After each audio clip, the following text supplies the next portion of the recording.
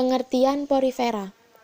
Porifera berasal dari bahasa Latin porus yang berarti lubang kecil atau pori-pori dan vere yang berarti mempunyai atau mengandung. Sehingga dapat diartikan bahwa porifera adalah hewan yang mempunyai lubang atau pori-pori pada seluruh tubuhnya. Porifera biasa disebut juga dengan spons atau bunga karang. Pori-pori pada porifera berfungsi sebagai pintu utama masuknya air pada sistem saluran air yang banyak mengandung zat makanan dan oksigen. Porifera sendiri adalah salah satu kelas dari invertebrata atau hewan tidak bertulang belakang. Ciri-ciri porifera. Yang pertama, dipoplastik. Karena tersusun atas dua lapisan embrional berupa ektoderm dan mesoderm. Yang kedua, multiseluler atau bersel banyak. Yang ketiga, tidak memiliki otot dan saraf, sehingga porifera relatif menetap di dasar dan menempel pada substrat. Walaupun porifera tidak mempunyai otot dan saraf, sel-sel hewan ini dapat bereaksi terhadap perubahan lingkungan. Tubuhnya bersimetri radial, artinya bentuknya bervariasi, ada yang seperti jamban, terompet, dan piala. Yang kelima, tubuhnya melekat pada dasar perairan, sehingga porifera relatif menetap pada dasar laut atau dasar perairan atau juga disebut dengan sesil. Yang keenam, pencernaan secara intraseluler yang dilakukan oleh sel leher yang berflagela atau yang disebut juga dengan sel koanosit atau sel kolar. Zat makanan hasil pencernaan kemudian diedarkan oleh sel amubosit. Yang ketujuh, melakukan reproduksi secara aseksual dengan pembentukan tunas dan seksual dengan pembentukan gamet. Reproduksi aseksual pada porifera menghasilkan tunas atau gemulai yang dilanjutkan dengan fragmentasi. Porifera memiliki kemampuan regenerasi ekstensif untuk mengganti bagian-bagian tubuh yang hilang. Sedangkan pada reproduksi seksual akan dilakukan secara hermafrodit. Yang kedelapan adalah hidup di lautan dan sebagian hidup di air tawar. Struktur tubuh porifera. Yang pertama adalah osculum. Osculum adalah lubang besar di ujung atas porifera yang berfungsi sebagai saluran keluarnya air. Lalu terdapat mesohil. Mesohil ini adalah bahan pengisi yang terletak di sebelah dalam epidermis. Di bawah mesohil terdapat porosit. Porosit adalah sel yang membentuk pori-pori atau ostium di permukaan tubuh. Pori-pori ini berfungsi sebagai saluran air masuk yang membawa makanan yang diperlukan oleh porifera. Lalu terdapat spongosel. Spongosel adalah rongga utama di tubuh porifera. Air dari pori akan berkumpul di rongga utama untuk disaring partikel makanannya. Terdapat sel yang berbentuk seperti ikan yang memiliki ekor, itu disebut dengan koanosit. Koanosit sendiri adalah sel-sel di bagian dalam rongga utama yang berfungsi menangkap partikel makanan dan mencerna makanan tersebut. Apabila koanosit itu diperbesar, akan seperti pada gambar di sebelah kanan.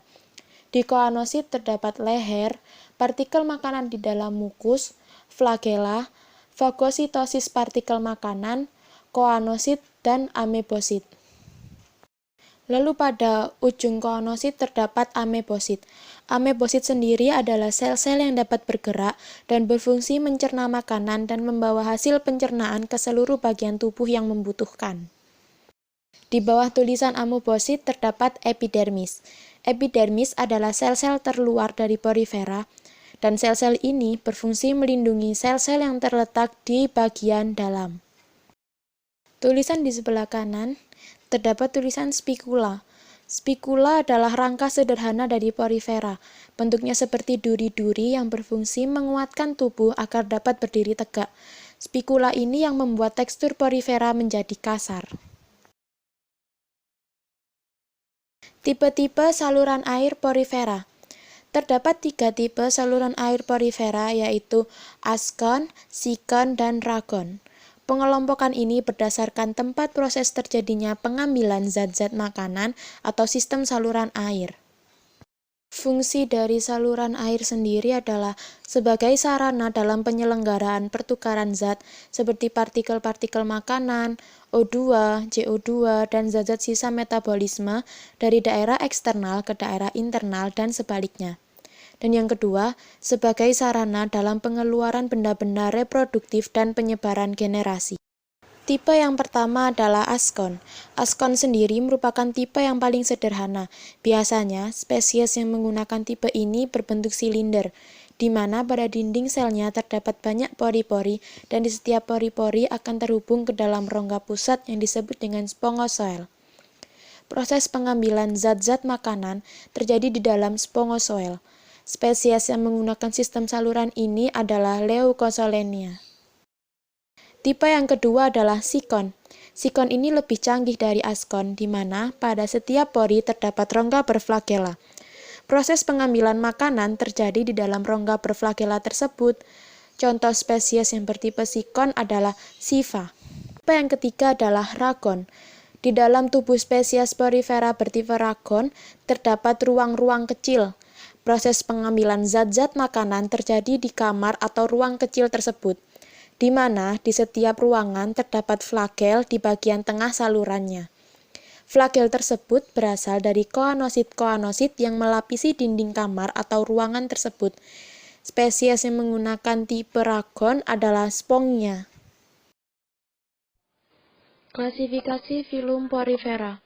Yang pertama adalah Calcarea, disebut juga spons kapur. Rangka Calcarea berupa spikula yang dibentuk dari zat kapur. Calcarea biasa hidup di laut dangkal. Yang kedua adalah Hexactinellida. Hexactinellida disebut juga spons kaca.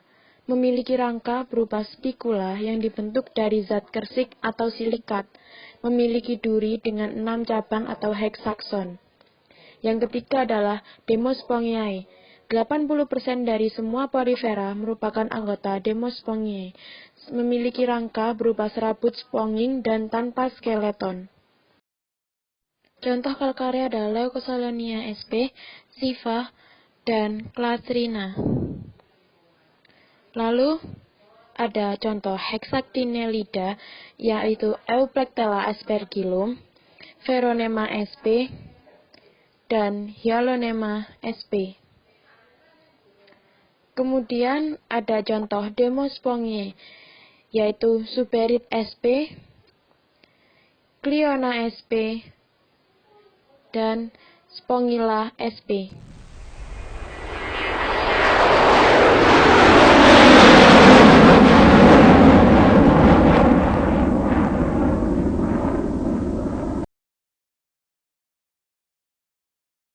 Coelenterata berasal dari kata koilos yang berarti berongga dan enteron yang berarti usus.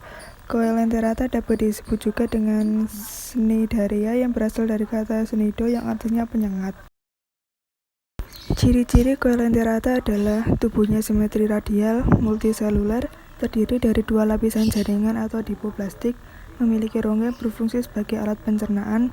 Terdapat 2 variasi bentuk hidup yaitu polip dan medusa, merupakan organisme karnivora, mempunyai tentakel yang disertai zat beracun untuk pertahanan tubuh, umumnya hidup di perairan laut dan beberapa spesies hidup di air tawar, bereproduksi secara seksual dengan peleburan gamet dan aseksual dengan kuncup metagenesis. Struktur tubuh Coelenterata polip adalah mulut anus, tentakel, tubuh, kaki, epidermis, mesiglea, gastrodermis, dan ruang gastrovaskuler. Struktur tubuh Coelenterata medusa adalah gastrodermis, mesoglea, epidermis, tentakel, mulut atau anus, dan ruang gastrovaskuler.